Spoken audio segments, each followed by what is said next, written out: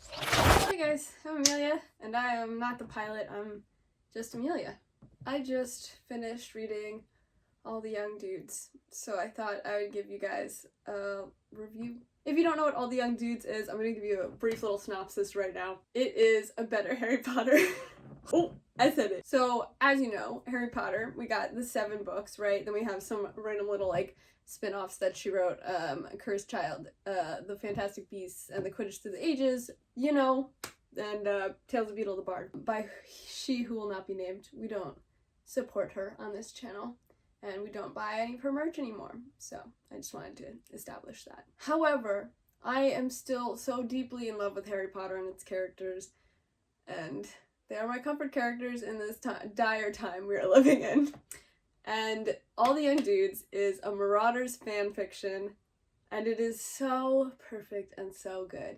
It follows the Marauders from age 11 when they're starting Hogwarts through to 1995, which is when the Second Wizarding World War starts, and a year before Sirius Black dies. So, it is from the perspective of Remus Lupin, and it's so good. Oh my god. It's essentially canon. Everything that the author has included is canon facts that she has elaborated on. So there's so many hidden little details in the actual Harry Potter books that tie back into this, and she has written so many little tie-ins and foreshadowing and metaphors. It's so good.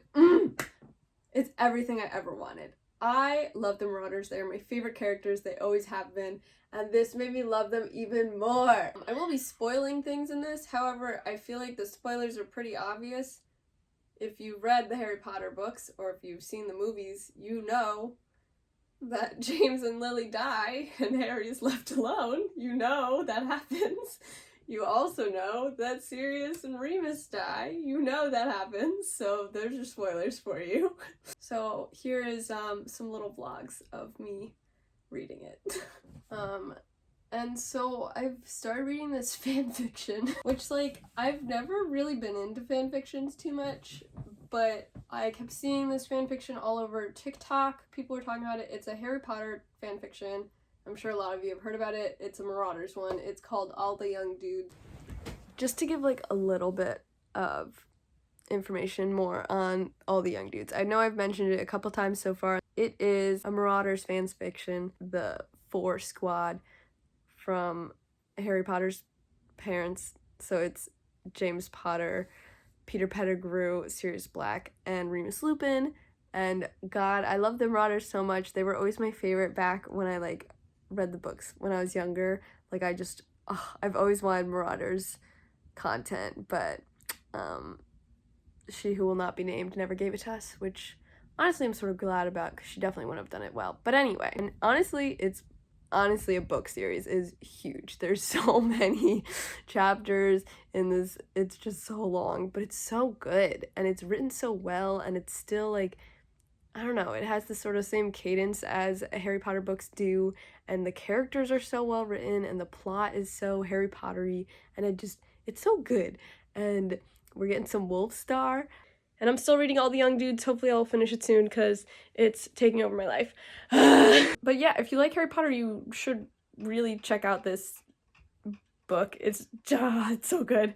All the Young Dudes on AO3. It's consuming my life. It really, really is. It's very long, but so good. And it covers, like, the Marauders timelines from when they're, like, 11 until 1981. I'm pretty positive, which is when James and Lily die, so can't wait for that. I'm in year 7 right now. Actually, they just graduated Hogwarts, so, and the war is on, and things are getting really sad, so that's fun. Today has been a long day, and I think I'm gonna I might finish it tonight. I don't know, I still have like 300 pages left, I think, but I think I need to do it, because I'm so stressed. They're gonna die, and I know they're gonna die, and I don't want to read it. Regulus, died. I read that chapter earlier, and I didn't realize he died when he was 18, and I'm mourning him, and also the fact that Sirius never finds out that, like, Regulus redeemed himself. James and Lily just got married, and now they just had baby Harry.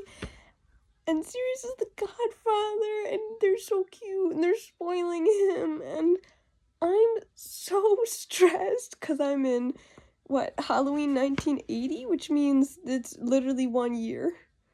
There's 1 year until, and they're gonna die. And Sirius is gonna be sent to Azkaban. And where is Remus during this? Where is he? If you couldn't tell, I'm wearing my Gryffindor sweater today. Obviously, as a comfort sweater, obviously. I've drank like 8 cups of tea today also. And it's like snowy out today, so it's like super nice indoor weather, but like, I'm so sad about what's coming and what's happened. They're only 20 and they're losing their young years. I've already decided also when I finish this that I'm going to watch Prisoner of Azkaban. Clearly because I hate myself. And then maybe also Order the Phoenix. Not doing great. I finished it at like 1 a.m. on February 1st. And it was snowing a lot, and I was listening to that one song over and over again and crying. I literally don't remember the last time I've sobbed this hard. I'm wearing my Gryffindor sweater today because it is a comfort clothing item, and I'm really upset about this book, and I've been sad about it all week, and I keep wearing this sweater. I essentially read all of the war chapters in one day, and all the school years I'd been reading them like maybe one school year per like a week, but I just finished it, so it took me about a month to read the whole thing. The series itself is technically 4 books long. It is quite long, but it goes so fast, and it's so good. Oh, the characters are so well developed and written, and yeah. And then, of course, I apparently hate myself, so I watched Prisoner of Azkaban and also watched Order of the Phoenix, which was extra sad to do. I don't know why I did that, but then you notice like little things in it, and I was like, oh, Sirius and Remus, we love them. Things I wanted to discuss about this. Remus Lupin is 100% gay, and you cannot convince me otherwise. That is how he's written, and he definitely is. Like, I know it deep down. Also, him and Sirius dating.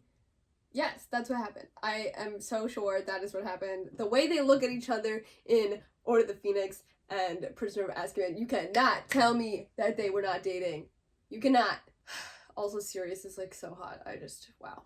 Things I really liked in All the Young Dudes. I really liked how they explained being a werewolf and the whole process of when Remus goes to spy and he goes to the werewolves to like spy on the werewolves type of thing.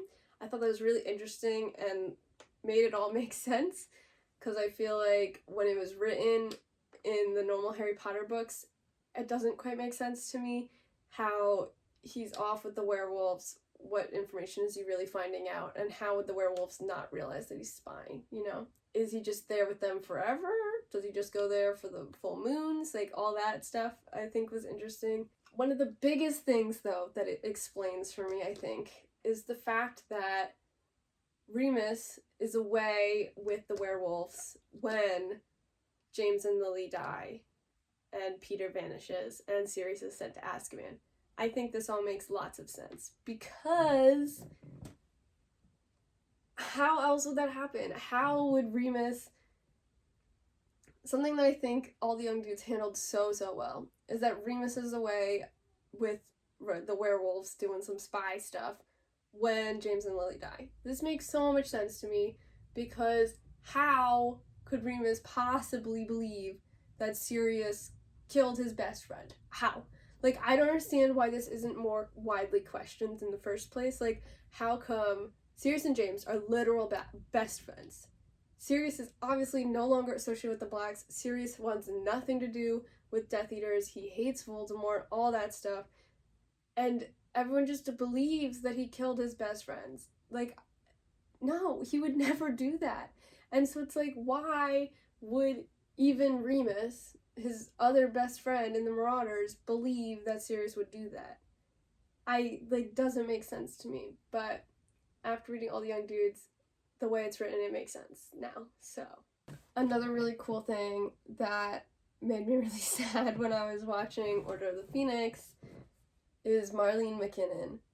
Marlene McKinnon is a real character in the Harry Potter series that is mentioned by name by Sirius Black in Order of the Phoenix. There's a scene in Harry Potter in Order of the Phoenix, and Sirius is showing Harry the picture of the original Order of the Phoenix, and he points out this one blonde girl and he says, that's Marlene McKinnon. And in All the Young Dudes, they talk about Marlene McKinnon. Marlene is one of their best friends at Hogwarts, and I really liked how they tied that in. Another thing that I love that was pointed out in All the Young Dudes is Remus's limp. If you watch Order of the Phoenix and Prisoner of Azkaban, you will notice Professor Lupin is constantly limping and or using a cane, and they included that in All the Young Dudes because it's part of how, when he's transforming as a werewolf, it really takes a toll on his body and it really messes up his hip, and so he has a limp.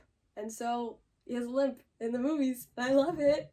And I'm really curious if that was a decision that the actor had made, or if he was told to do that. I don't really remember if he has a limp in the Harry Potter, original books, but problem I have with All the Young. Well, this is, sort of a problem, but also I feel like it's okay.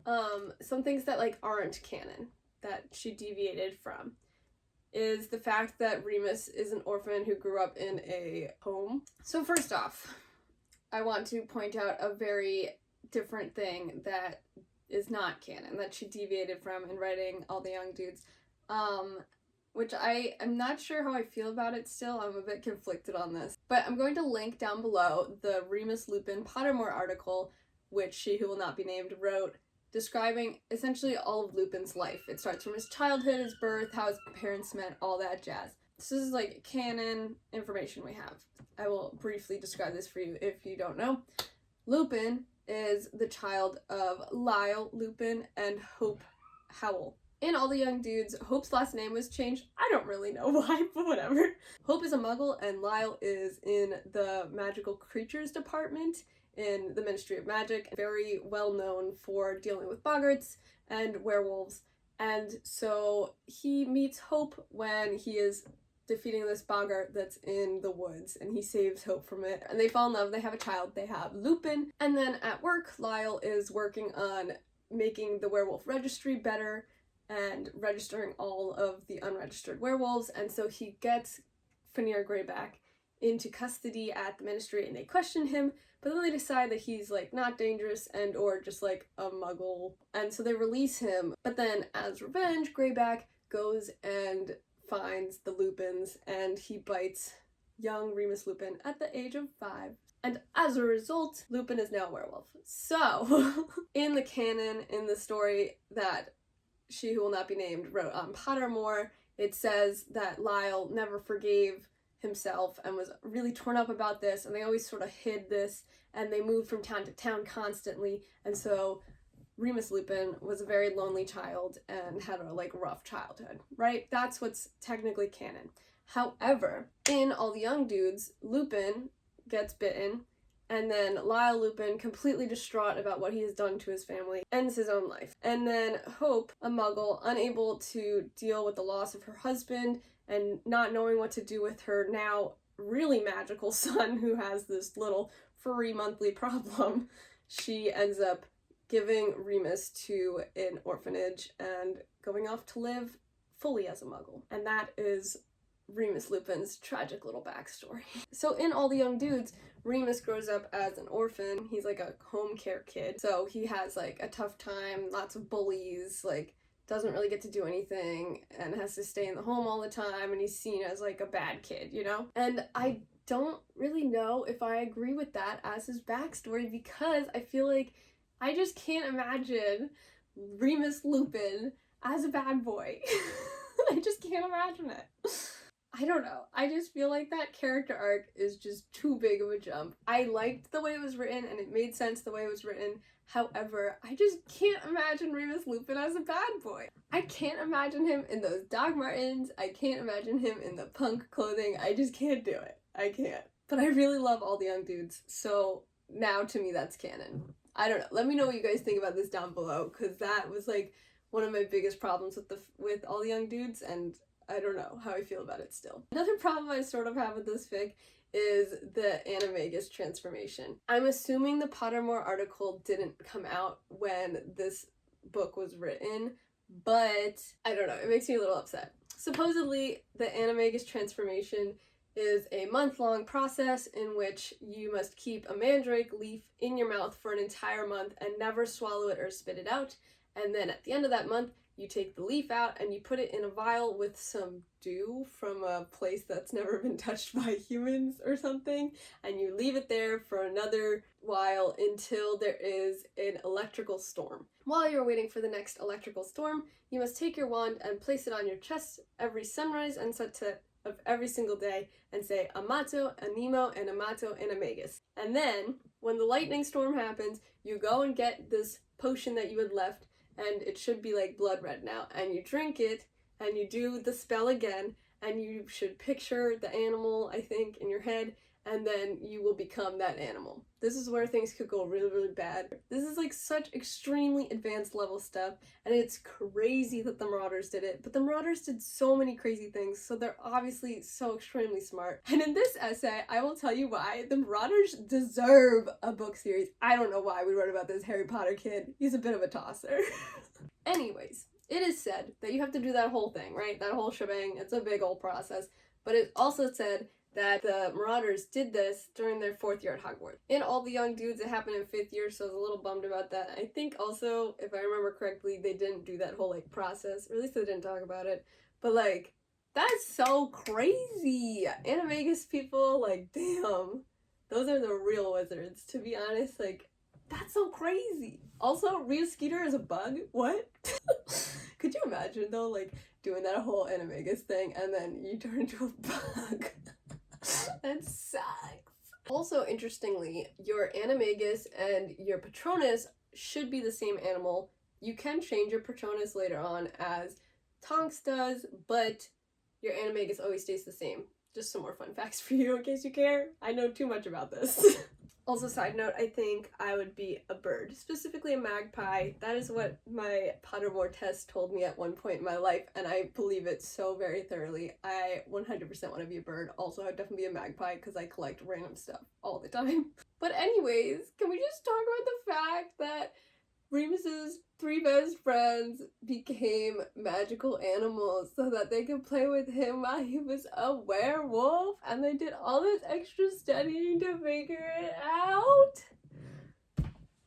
When will my best friends ever? Like, that is so cute and so nice of them, and I just, like, that makes me so sad and gushy. Also, what the hell, Peter Pettigrew? I have so many problems with Peter Pettigrew. I do wish All the Young Dudes talked about him a little bit more, because I think it's such a crazy jump for him to suddenly betray his friends.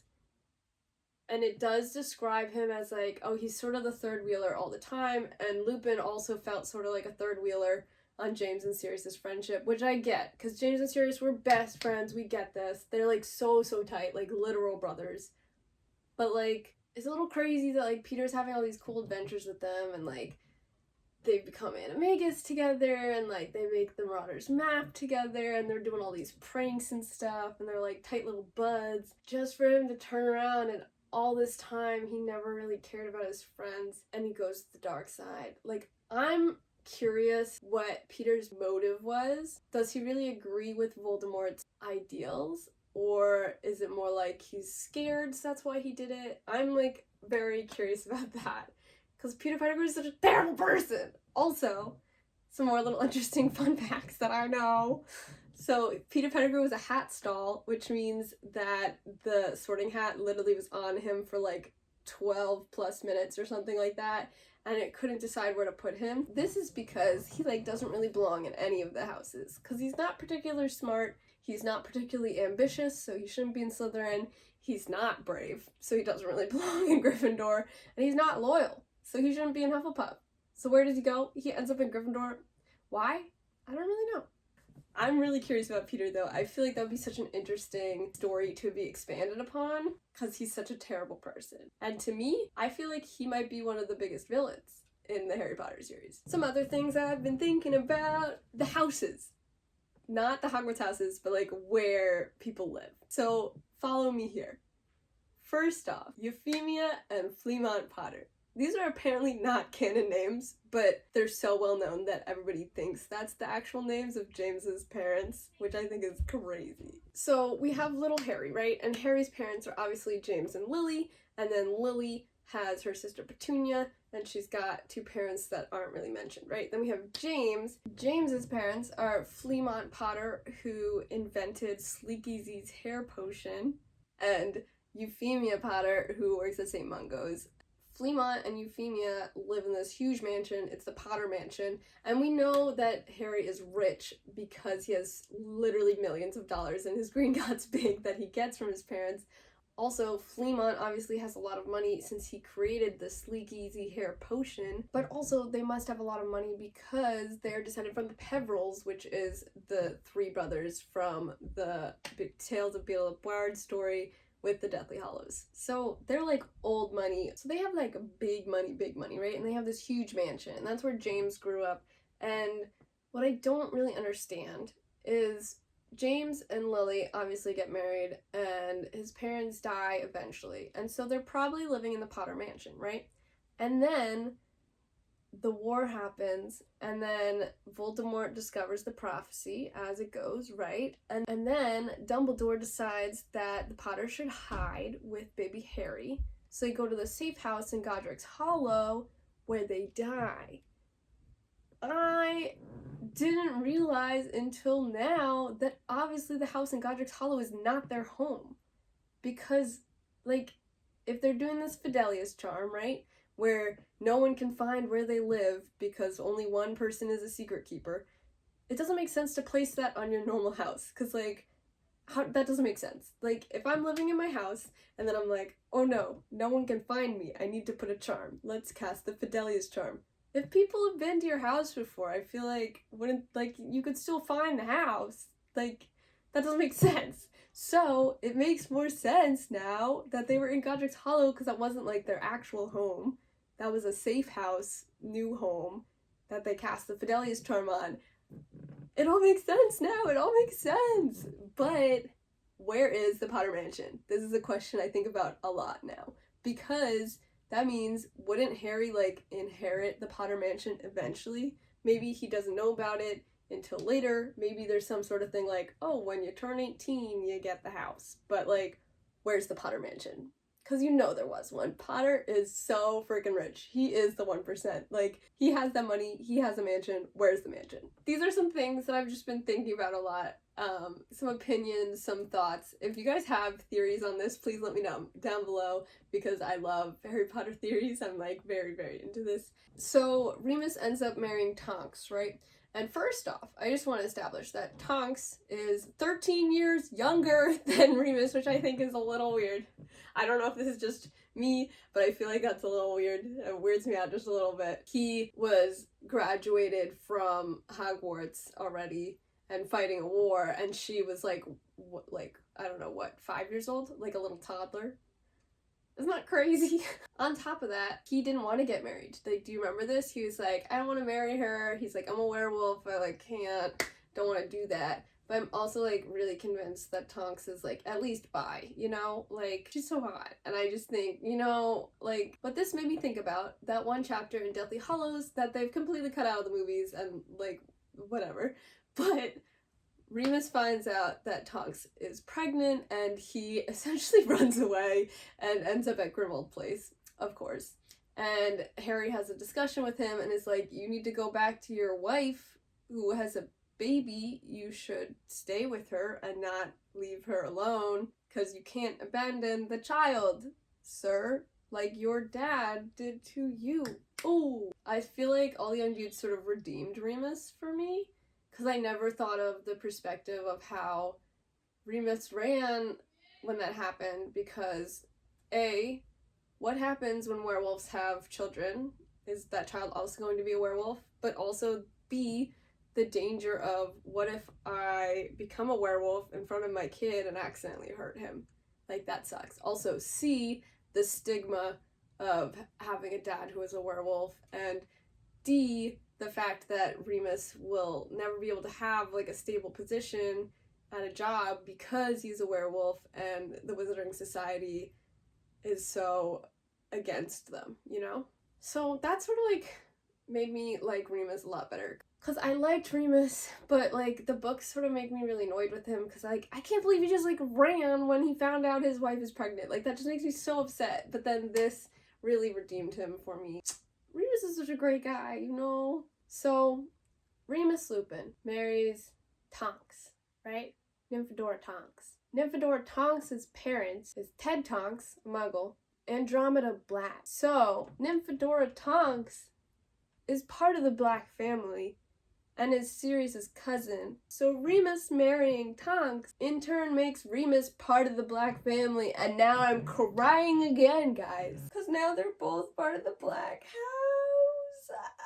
But then Remus and Tonks have a baby, Teddy Tonks, and both his parents are dead. And his whole family essentially is dead. Besides Draco, I guess, he's got Scorpius, cousin Scorpius, distant cousin, and like Harry and stuff. But like, what if Grimmauld Place goes to Teddy Tonks and Creature, you know?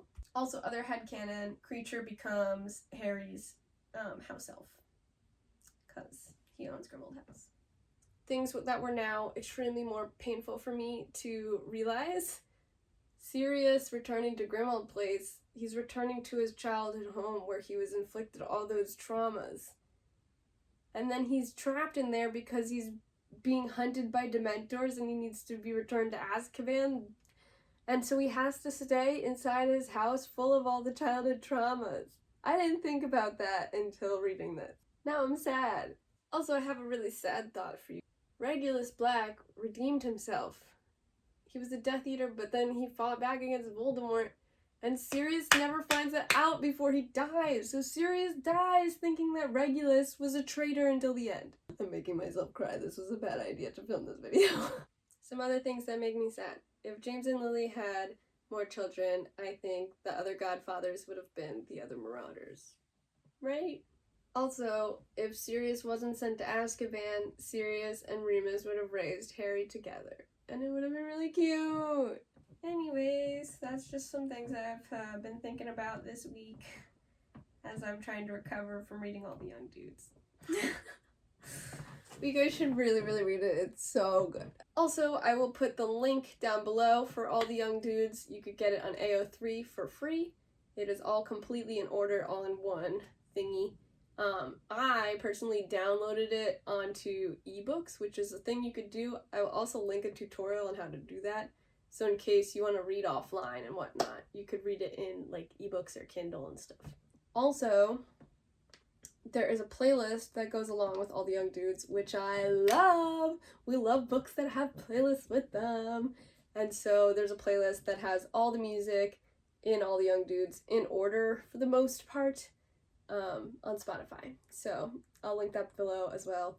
Really heightens the reading experience when you read and listen to it at the same time. In conclusion, read all the young dudes. Dumbledore is the worst, and the Marauders are the superior storyline in Harry Potter. That's all I have for you guys. I hope you like this. Let me know down below your Harry Potter theories because I need more Harry Potter content all the time. If you have other fic recommendations, I would love that as well. Thanks for watching. Bye!